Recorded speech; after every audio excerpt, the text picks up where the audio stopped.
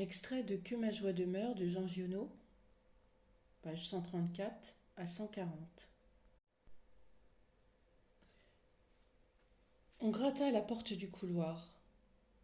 Entrez, dit Marthe. Un coup ébranla la porte. Bobby alla ouvrir. C'était le cerf. La bête avait de la salive blanche aux babines. Elle gémissait. Elle essayait de faire passer ses grands bois dans la porte. Elle frappait le seuil de son sabot. Bobby lui mit la main sur le front. Il la repoussa et il sortit avec elle. « Qu'est-ce que tu vois, dit-il. Qu'est-ce que tu sens, toi ?» Le cerf frotta son museau contre la manche de Bobby. « Toi, tu n'as pas à t'inquiéter. Qu'est-ce que tu veux me dire ?»« Oui, le ciel, bien sûr, c'est un beau ciel. »« Oui, les arbres. Je les ai déjà vus, les arbres.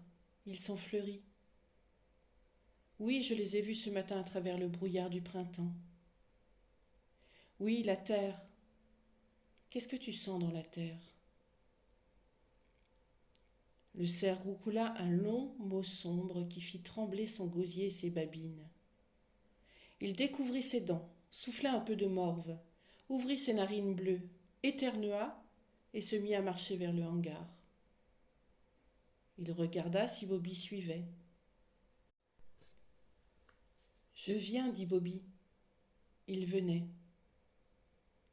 Il avait vu tout d'un coup le grand ciel d'avril fleuri, lui aussi d'épais nuages, pommelé et dansant comme un verger sous le vent.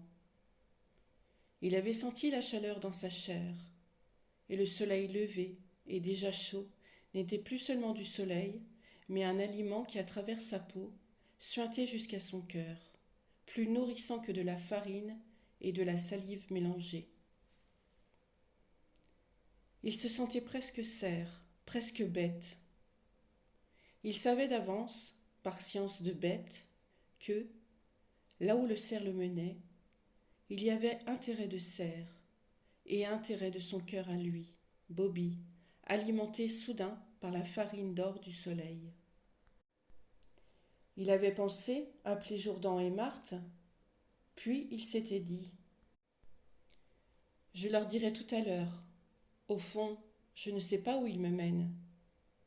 Ce que je sais seulement, c'est que nous sommes sous les branches fleuries du ciel. »« Je viens, dit-il. » Le cerf s'était retourné, l'avait regardé avec ses beaux yeux ronds, avait gémi tout doucement une petite phrase d'amour. Ils contournèrent le hangar. Brusquement, Bobby vit le champ de narcisses entièrement couvert de fleurs. Et à travers le champ, une fille qui fuyait à la course. Il s'élança à la poursuite. Il entendit danser derrière lui les 4 sabots du cerf, puis la foulée de la bête qui le gagnait, puis le petit galop facile à côté de lui. Le cerf avait rejeté sa tête en arrière, retroussé ses babines. Il riait et le vent sifflait entre ses dents vertes. La fille avait des jupons larges. Elle courait vite avec de fortes jambes nues. Elle monta le talus d'arrosage, descendit de l'autre côté et disparut. Bobby arriva au sommet, lancé droit, mais droit devant, il n'y avait plus rien que le plateau désert, avec 2 ou 3 fumées de brume. Le cerf, cabré sur ses jambes de derrière, secoua ses bois et s'élança vers la gauche. Bobby le suivit.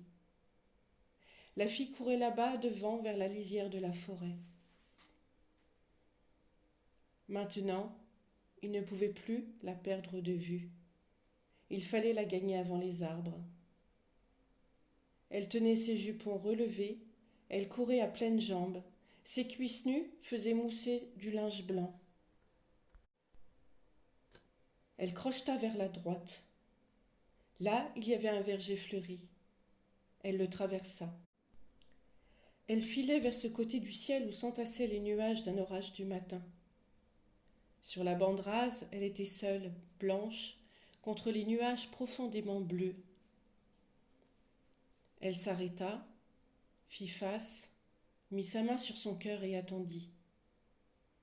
Le cerf s'approcha d'elle au pas, avec un peu d'amble, et en balançant sa tête d'arbre aux yeux doux. Comme Bobby arrivait, « Vous m'avez prise, dit-elle, à cause de mon cœur. » Elle pressait son sein gauche sous sa main. Elle respirait, bouche ouverte et fort. Chaque fois qu'elle aspirait l'air, ses yeux se fermaient, de paix et de plaisir. « Pourquoi couriez-vous ? Je ne voulais pas qu'on me voie. » Mais on vous voit aussi quand vous courez, et alors on a le désir de courir après vous et de vous attraper. Sans mon cœur, dit-elle, je serais loin.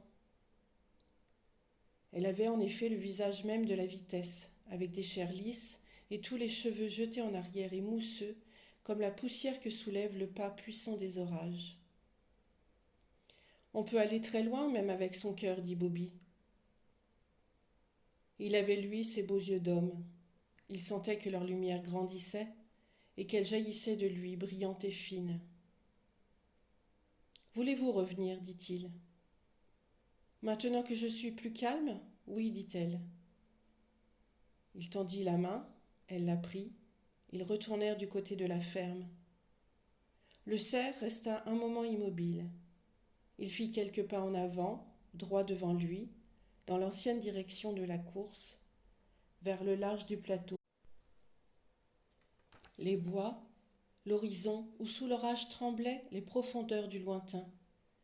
Puis il se tourna en piétinant la terre, et il suivit l'homme et la femme. Il marchait la tête basse, ses ramures arrachaient la pointe blonde des herbes. « Je m'appelle Aurore, dit la jeune fille. « Et moi Bobby, dit-il. »« C'est vous qui avez amené le cerf ? » ?»« Oui, il est à moi. »« Vous me faites mal parler, dit-il ensuite. Il n'est pas à moi, il est à nous. Aussi bien à vous, à tout le monde. » Ils se tenaient par la main, ils marchaient du même pas, ils balançaient leurs mains jointes. « Je me suis levée de bonne heure pour venir le revoir, dit-elle. J'ai pensé à lui toute la nuit. »« Vous l'aviez déjà vu ? » ?»« Oui, hier. Le matin, il est venu. Il a passé sa tête sous les rameaux du saule, qui sont déjà en feuilles. Il a regardé autour de lui, il a sauté sur la terrasse. Je le regardais de ma chambre. Ce matin, je me suis levée tôt pour l'attendre. Vous étiez déjà levé quand on a joué du clairon ? Oui, et j'attendais déjà depuis un bon moment. Et sous le saule, l'ombre était toujours très noire. Et je pouvais toujours m'imaginer que le premier coup de soleil passe dans les branches quand j'ai entendu le clairon. Ah, dit Bobby en arrêtant un peu le balancement du bras. Dites-moi bien, ça m'intéresse. J'ai pensé, le cerf ne viendra pas. Pourquoi ? Ce que ça jouait, c'était triste. Oui, mais c'était triste et large, dit Bobby. C'est-à-dire que c'était exactement comme ce plateau, et ça avait autant de chemins tout ouverts, qui s'enfonçaient dans la tristesse et dans le large. Et au fond, ça donnait tout à coup l'idée que sur un de ces chemins, ou peut-être sur tous, on pouvait rencontrer la joie. Et alors on avait envie de partir, et on pensait que peut-être la joie était au-dessus des chemins de la terre, comme un arc-en-ciel, et qu'elle les enjambe tous, et que quand on ne la voit pas, c'est seulement parce qu'on est mal placé. Il suffit alors de marcher pour arriver à l'endroit où l'on sera dans la pluie, sous la pluie luisante de la joie, n'est-ce pas ? Je ne sais pas, dit-elle. J'ai juste eu le temps de prendre un fichu, et je l'ai perdu tout à l'heure dans les narcisses quand j'ai commencé à courir. Je suis descendue doucement et je suis venue. Vous êtes la demoiselle de Fra Joséphine ? Oui. Je connais tous les autres du plateau, mais vous, je ne vous connaissais pas. De vue, ajouta-t-il, parce que, pour le reste, Jourdan m'a parlé de vous. Et vous ne me connaissiez pas comme je suis ? Non, dit-il. Il sentit à ce moment-là la petite main dans sa main. Elle était chaude et lisse. La peau un peu molle, les doigts craquants et tendres comme les petites branches des aulnes. Il regarda la main, le poignet, le bras, l'épaule, puis le visage. Elle avait des yeux violets et laiteux, et le bord des paupières était d'une pureté de sable. D'habitude, dit-elle, on ne m'aime pas. Pourquoi dire d'habitude? Car, continua-t-il, en recommençant à balancer la petite main, si un ne vous aime pas, si deux, si trois, si 50 ne vous aiment pas, celui qui arrivera après les 50 trouvera peut-être des raisons de vous aimer. Et quand vous vous en irez avec lui, sur les chemins, vous ne penserez plus aux 50, mais à lui seul. Et vous direz, d'habitude, on m'aime.